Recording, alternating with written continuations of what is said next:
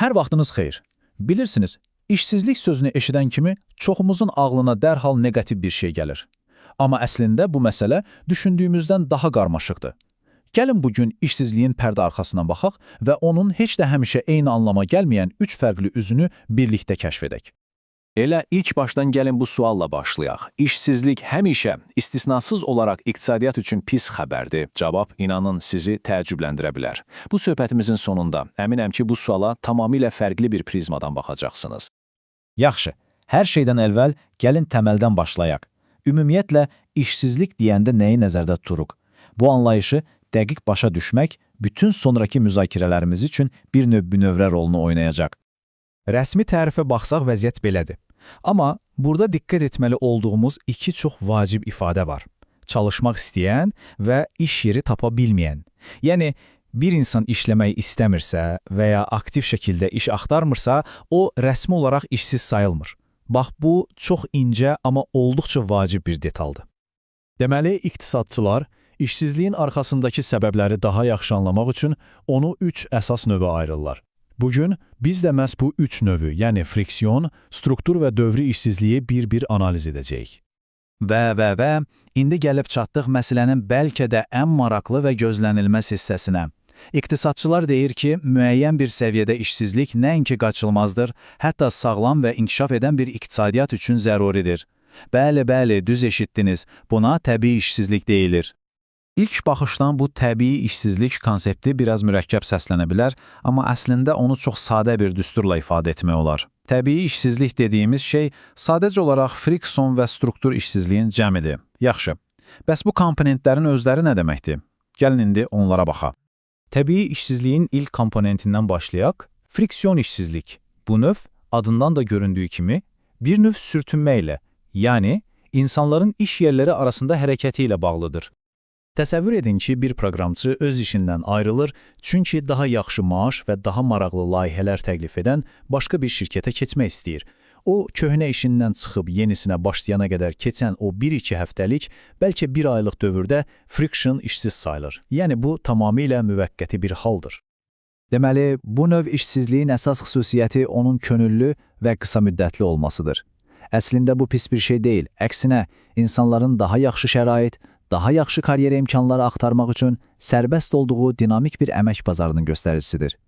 Bir növ, iqtisadiyyatın nəbzinin normal döndüyünü göstərir. Yaxşı, friksiyon işsizliyi anladıq. İndi isə keçək təbii işsizliyin ikinci, daha dərin və daha böyük iqtisadi dəyişikliklərdən qaynaqlanan hissəsinə, struktur işsizliyə.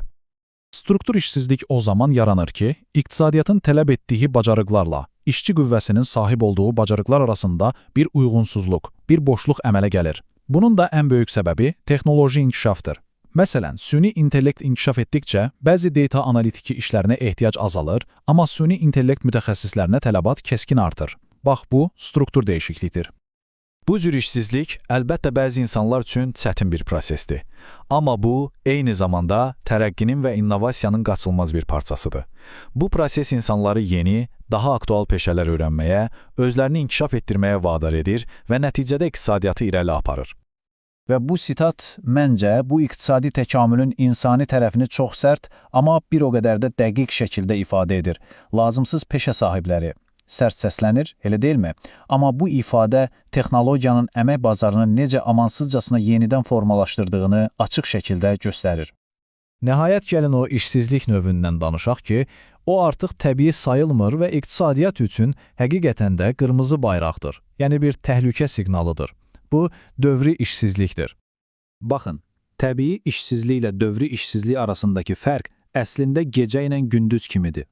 Dövrü işsizlik, iqtisadi böhranlar, tənəzzüllər zamanı ortaya çıxır. Yəni, problem işçilərin bacarıqlarında deyil, ümumilikdə iqtisadiyyatda tələbatın kəskin azalmasındadır. Məsələn, böhran zamanı insanlar daha az ev alır, tikinti şirkətləri də işçilərini ixtisar etmək məcburiyyətində qalır. Bu artıq iqtisadiyyatın xəstə olduğunun göstəricisidir. Yaxşı, bütün bunları niyə danışdıq? Bu üç fərqli növü ayırd etmək bizim nəyimizə lazımdır? Əslində, bu iqtisadiyyatın sağlamlığını diaqnoz etmək üçün həyati əhəmiyyət daşıyır. Beləliklə, gəldiyimiz əsas nəticə budur. Xəbərlərdə eşitdiyimiz o tək faiz rəqəminin arxasında bir neçə fərqli hekayə var.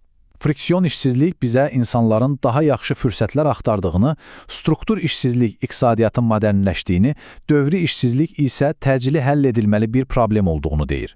Bu fərqi anlamaq iqtisadiyyata düzgün diaqnoz qoymaq üçün bir həkimin alətləri kimidir. Və sonda gəlin birlikdə düşünək. Gələcəyə baxdıqda sizcə hansı işsizlik növü bizim üçün daha böyük bir baş ağrısı olacaq? Texnologiyanın süni intellektin sürətləndirdiyi və peşələri kökündən dəyişdirən struktur dəyişiklikləri, yoxsa qlobal iqtisadiyyatın getdikcə daha həssas olmasından qaynaqlanan və hamıya təsir edən dövrü böhranlar? Məncə bu üzərində ciddi düşünməyə dəyər bir sualdır.